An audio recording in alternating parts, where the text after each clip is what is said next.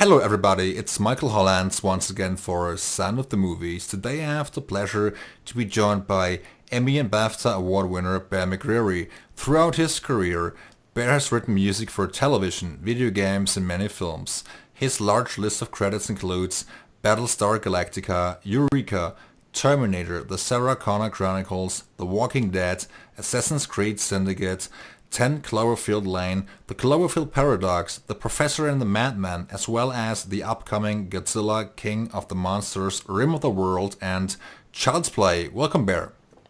Thank you. Thank you for having me. That's quite a list. when you put it all together like that. Yeah, and I still left some out.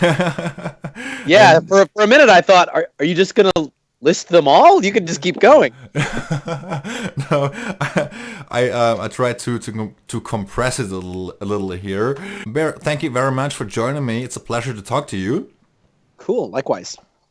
Thank you. And Bear, before we start talking about Godzilla, I would love to learn more about how you started out in this business. You started back in 2004, and if I am correct, you had studied under the legendary composer Elmer Bernstein. Could you please tell me more about your beginnings and about your mentor Elmer Bernstein? Yeah, I mean that's sort of a lot of ground to cover. My love of film music really started when I was 5, and around the time I was 8 or 9, certainly by the time I became an early teenager, I was writing music all the time. That's what I wanted to do. I wanted to write film music. So I wrote and sequenced music on, my family had just gotten a home computer and Windows 95, I think it was. And I was sequencing stuff on a keyboard and getting to explore what would it sound like if I wrote science fiction music or comedy music or horror or westerns. I was just totally enamored by my heroes, who were all film composers. One of those heroes was Elmer Bernstein, and I had the chance to meet him while I was still in high school. And he encouraged me to go to USC, where I got a degree in composition, and I just really learned the ropes of old school classical composition. In addition to continuing to play in rock bands and sequence on computers and mess around with digital effects and stuff like that, I was sort of learning both eras of music making at the same time. And I ended up working with Elmer for almost 10 years, the last 10 years of his life. Wow. He gave me my first professional jobs. First as like a studio assistant, organizing the closet. I house sat his estate in Santa Barbara for a summer, and he gave me an old film to reorchestrate from scratch. It was an amazing experience and a wonderful relationship, and I'm going to forever be grateful for the interest he took in helping me become the composer that I wanted to be, that somehow he felt I could be, and he, that was a life-changing experience for me. Great. I mean, he's such a legend, and I bet it was so intriguing and fascinating to have him take you under his wing. That's really great. And besides Elmer Bernstein, are there any other major composers that influenced you primarily? You mean influenced me, not in a personal manner, just their work influenced me? In terms of music and composition, yeah. Yeah, oh, there's so many. Really, the most primordial, earliest, strongest influences that are still part of my musical DNA would be Jerry Goldsmith, Danny Elfman, John Williams, Alan Silvestri, Basil Polidorus, Ennio Morricone, Nino Rota, Shirley Walker. These are people that, like I said, were my heroes. When I was growing up, I would go to see a movie because it had their music in it. And I still think about, Bernard Herrmann, I gotta leave him out. There's so many. But these are the people that were a tremendous influence on me, and they still are to this day. I mean, their works are still what I enjoy listening to, and the standard I hold myself to when I'm trying to create something that's worthwhile. I can't leave out James Horner. I could just keep going. I have to stop at some point. There are so many, but I would be remiss if I didn't mention him too. Yeah, sure. I mean, that's quite a list. Absolutely. I know. It's hardly answering your question if I list every great film composer of the last 40 years. But I mean, that's really the kind of fan that I was when I was a kid. I mean, I loved all their music. Yeah, I mean, there are so many great ones. I mean, past and present, and it's really hard to list them all. I can totally relate to that. I mean, I have so many film music heroes and heroes in this field, in this industry, so I can totally understand, yes. Yeah. And Bear, apart from being praised for your work on films such as 10 Cloverfield Lane, you have been writing music for acclaimed series, for instance, the Battlestar Galactica and the Sarah Connor Chronicles, and of course, The Walking Dead. How do you manage to cover different genres musically? What do you need in order to be able to cover different mediums as well? What I really need that's a good question, by the way. A good way to phrase it. Thank you. What I really need is I need a character and I need a story. And from there, the medium and the genre, I don't want to say they don't matter. They have an influence, but they're absolutely not factors for me in determining what the music is going to be. When I know who the characters are and I know what the story is, the music becomes clearer to me, and in that way, I love the diversity of the different projects I get to work on. It's sort of my one requirement that I find when I'm being selective about the things I work on. The one thing that all the projects I've taken on have in common is that they gave me the opportunity to explore a kind of music I had not explored yet. To learn something, to get better at something, or to learn about something. This is what I love about doing film music. If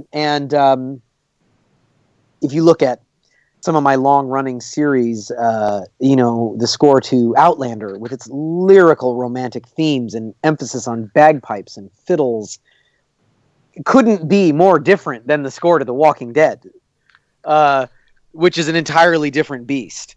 But they both have really strong characters that I fall in love with and I get inspired by.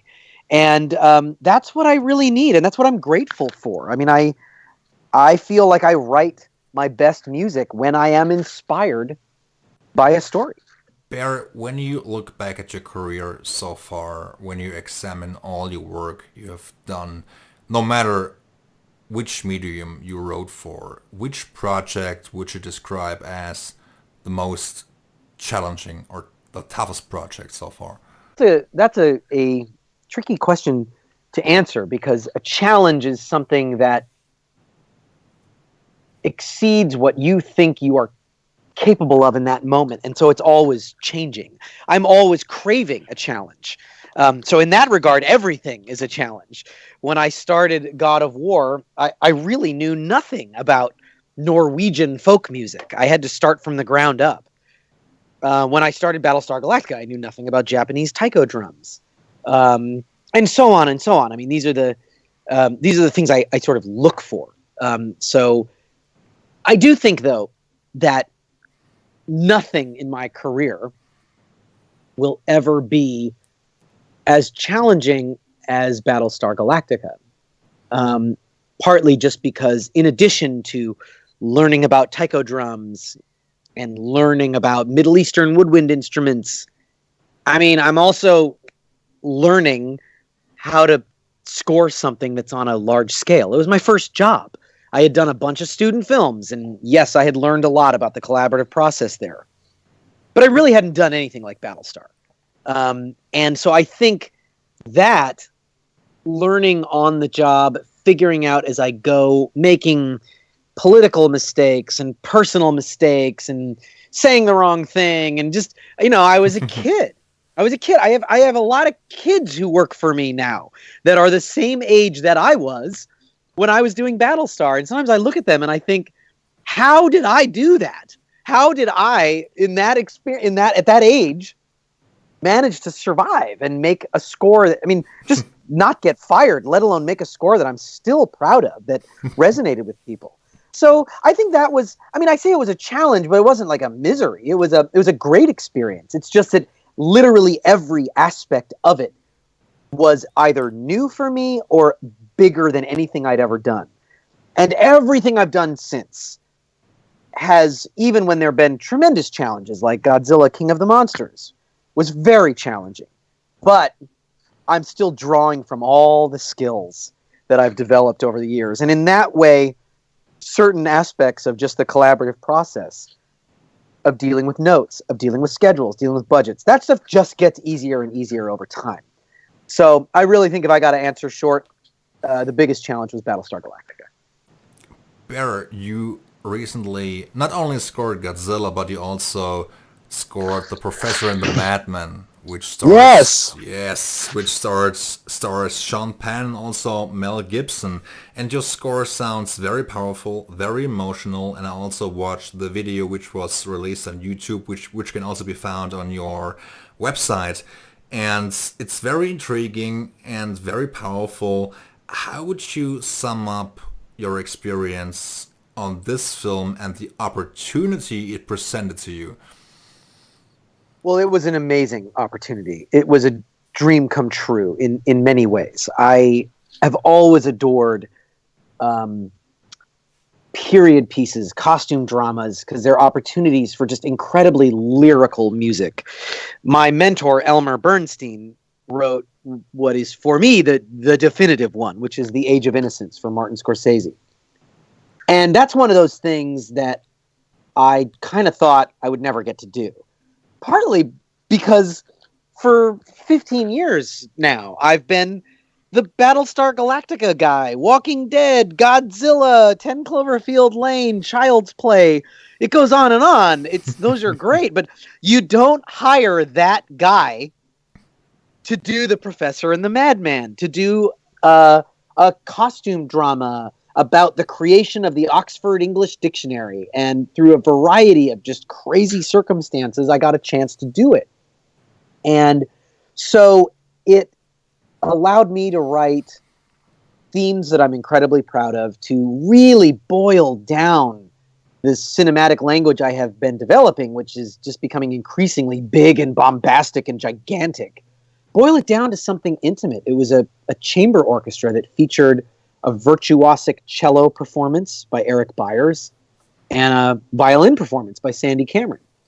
And so I was just relying on essentially classical period techniques to make the music sound great. And I even pulled in a poem from that time period by Christina Rossetti called When I Am Dead, which is a classical piece I'd even written before the film. For Melanie Henley Hine, an amazing singer. So it gave me an opportunity to express myself on a more intimate scale, on a more emotional scale, and to tell a big story in a smaller way.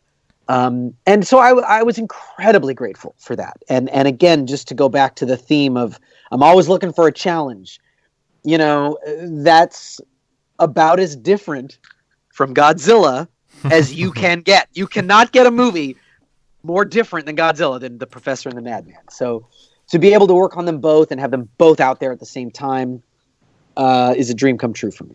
Great work on The Professor and the Madman. I really like that score a lot, especially the very first cue, which you also presented on your website with the recording. That's really, really good. Thank you for that. Thank you so much. I appreciate the kind words. Thank you. And now let's dive right into Godzilla, King of the Monsters. The score will not only be released digitally, it will also be released physically as a 2-disc set. Please tell me how you got involved in this $200 million production and when you started collecting your first ideas for Godzilla. Well, I got involved, I think, 2 years ago. 3 years ago? It was a long time ago. I got involved before they shot the film. I mean, Michael had just gotten the film greenlit. He was in the final stages of his script rewrites. Michael, meaning Michael Dougherty, the film's director. And he was, I think, a few months out from rolling cameras. And he called me. Michael and I have been friends for years. We just met in sci-fi horror geek circles. We have a lot of mutual friends. We've hung out a lot. And he's a brilliant filmmaker. I've always admired his films. And he just called me. I think genuinely because and I'm sure he would say this too, he just thought I was the guy for his movie. I think especially my work on 10 Cloverfield Lane and Battlestar Galactica resonated with him, and I think he just felt like I was the one he wanted to bring with him on this crazy journey. So I was thrilled that he brought me in so early, because it gave me a long time, I mean at least a year of prep, where I was developing sounds, I was recording sounds, I was sampling drums, I was setting up my looking for vocalists, and kind of getting the pieces in place that I would need for the absolutely insane mad dash that was writing the score and keeping up with the changes in editorial and getting it to the finish line. So it was an amazing experience. Great. And reportedly, director Michael Dougherty called this a monster opera. How did you try to translate this expression into music? It was easy. I mean, that was the light bulb moment. That was the moment that I finally understood fully his commitment to this vision. Where you can hear it in the track that we've released called Old Rivals. Yes. Especially the closing moments, the last 30 seconds of that.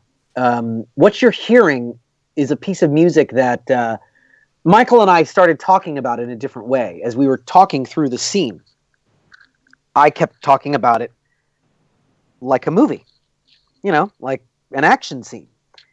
I'm talking about the things I'm normally talking about. And Michael says, he goes, look, this isn't the end of a fight. This isn't the end of a scene. This is where the lights go off in the theater and the curtain comes down at the opera, and the last note of the soprano is echoed out through the hall, and the composer puts his baton down and the audience rises to their feet applauding. That's what this is. And I thought about it and I thought, oh, that's not what I'm doing at all. I'm just scoring a movie.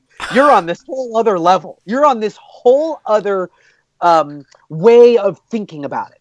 So then I go, well, give me a day. And the next day we got together and I go, how about this?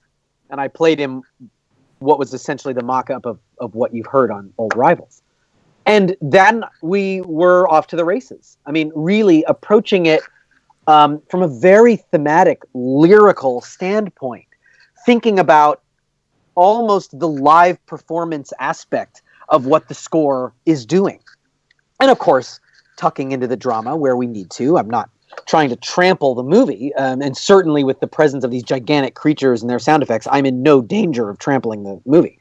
But it was incredible because it really was a way for me to rewire the way I'm thinking, and exert a little more musical emphasis to come to the forefront a little more, the way you would in an opera. So that was an incredible experience, and I wrote all the music, but I mean the credit goes to Michael, right, for like having that vision and having the clarity to be able to communicate to his composer that that's how far he wants this idea to go. That was an amazing experience. That's also pretty priceless to have a director who's able to communicate that in order to make you go the extra mile. That's really something. It really was, yeah. If I'm correct, you also used some Japanese Buddhist monks to create some chants. How did you come up with this idea? Did you arrange some of your themes for choir as well, or did you write some new arrangements for choir? Well, there were many layers of vocals and vocalizations in the score to Godzilla King of the Monsters. And I think the best thing to do is just sort of break them down so you can identify what you're hearing at any given moment. We have a traditional choir that we recorded in London. I think it was 50 voices or so. And they were singing texts in Babylonian, which text that I wrote. And the reason it's Babylonian is it's the oldest language that we have some semblance of knowledge about how it sounds. So essentially, it was the most ancient language I could get, and we brought in an expert who coached the choir on how to speak it. Wow. Then we had two Japanese vocal ensembles that did very different things. The first is the Japanese Buddhist monks, and they are performing Ghidorah's theme. And Ghidorah's theme is something that I wrote that is, I think of it as a prayer to the number 3. They're chanting in phrases of 3 notes that are grouped into 3 phrases in a row, and then those mega phrases are grouped in 3. So that it's like a fractal pattern of the number 3 over and over and over being pushed into your brain while Ghidorah's on screen. Because he has, 3 heads. It's not very deep, but it's super fun. But there's a vocal presence there that the Japanese Buddhist monks provide. And these are not professional musicians. These are not session singers. These are monks. These are spiritual men that are chanting these chants that have devout meaning to them. And then I worked with them and altered some of the texts. I switched words around. I changed them to make them fit our movie.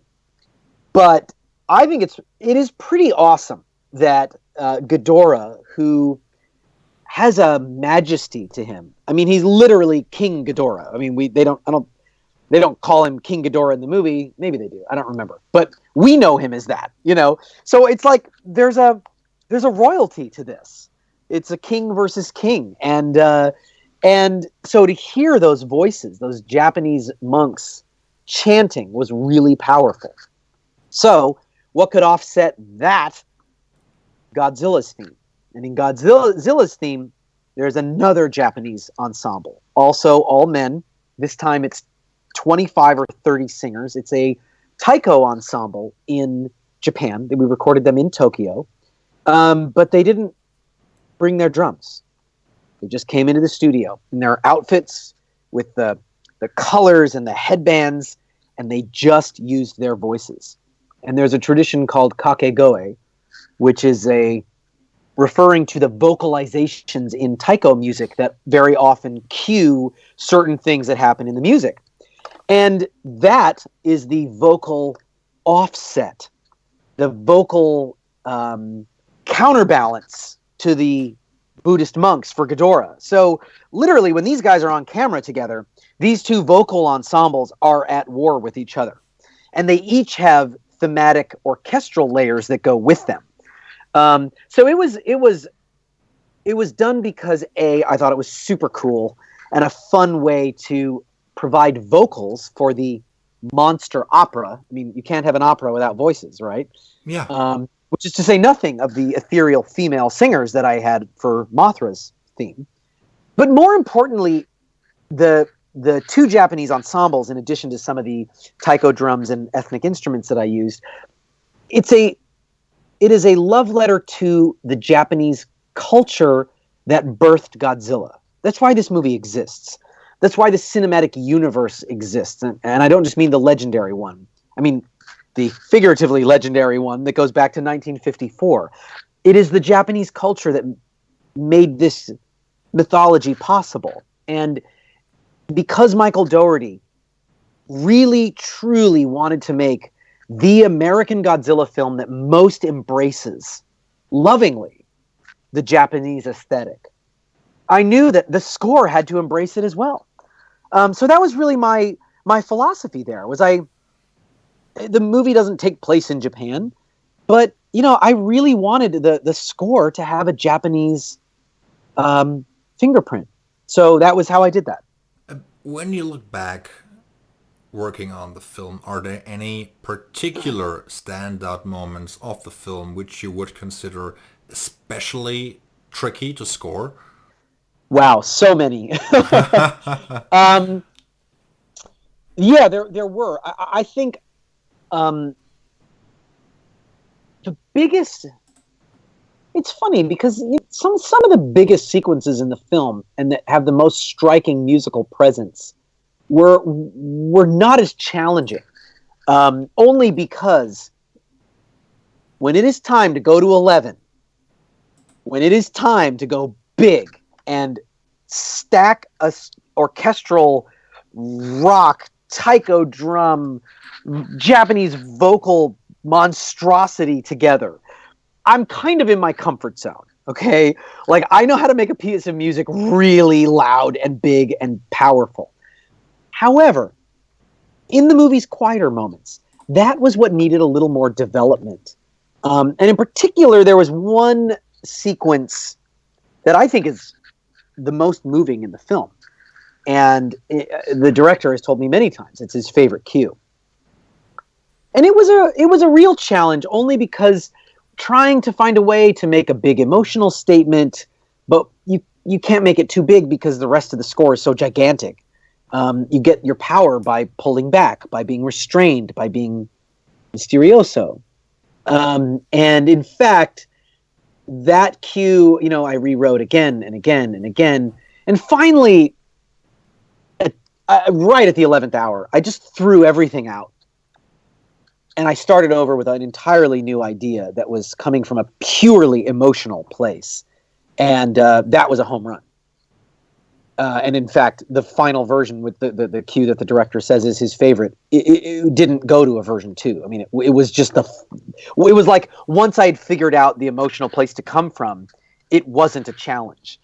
So in a weird way, it's like maybe the biggest challenge of the film was in just trying to figure out in certain scenes, what am I really saying? What's the point of view? And then once I cracked that, the movie has such a style to it that it kind of told me what it needed. You remain very busy, and you've also worked on Child's Play, which will premiere in June, if I'm not mistaken. Are you already allowed to talk about this project yet? Yeah, I can tell you. What do you want to know? Maybe you could tell me already about the approach you took for this film. I mean, I remember the original from the 80s very fondly. I've watched it a couple of times, and This is a remake / reboot. That's how it's been built, and maybe you can tell me about your music in this picture and if it's electronic or mostly orchestral or hybrid. Well, it's interesting because it is none of the above. Okay. Child's Play is everything that Godzilla is not. In every way that Godzilla is monstrous and epic and soaring and lyrical and orchestral and bombastic, Child's Play is intimate, broken, weird, disturbing, emotional, and childlike. I recorded the score with what I call, for lack of a better term, a toy orchestra. 99% of the score that you're hearing is recorded right here in my studio, and it's me playing everything. And I'm playing toy pianos, hurdy-gurdy, accordion, automatones, stylophone. I stole a bunch of toys from my daughter's room. I have Fisher-Price xylophones, an upright piano, and a broken auto harp, detuned plastic toy guitars, and I sing. I'm like, my vocals are all over it. It is a literal expression of my brain and my body. And there's no orchestra. I worked with a quartet, so I have a string quartet for some of the more emotional passages. I've got live strings where I need them. So when you hear strings, those are real.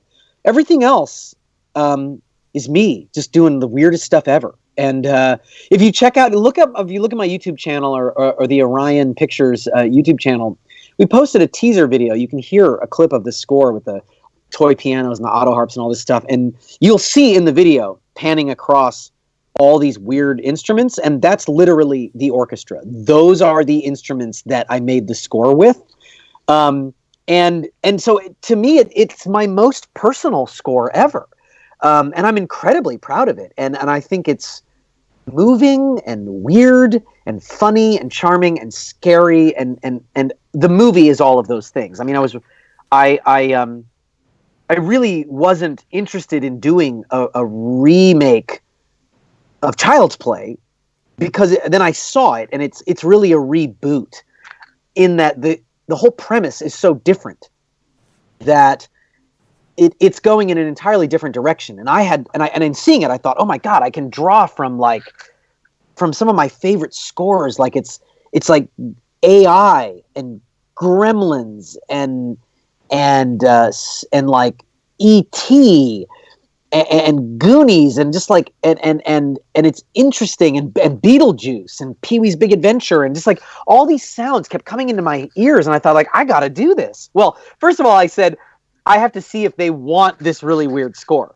So when I talked to the director, I basically was like, look, this is the thing I want to do, and if you want like an orchestral kind of horror or synth kind of thing, like I'm really not the guy. That's not what I'm hearing for this movie. And I pitched him this crazy idea, and then they went for it. So I hope I'm not hyping it up too much, man, but like I'm really excited about the score. I think fans are going to love it.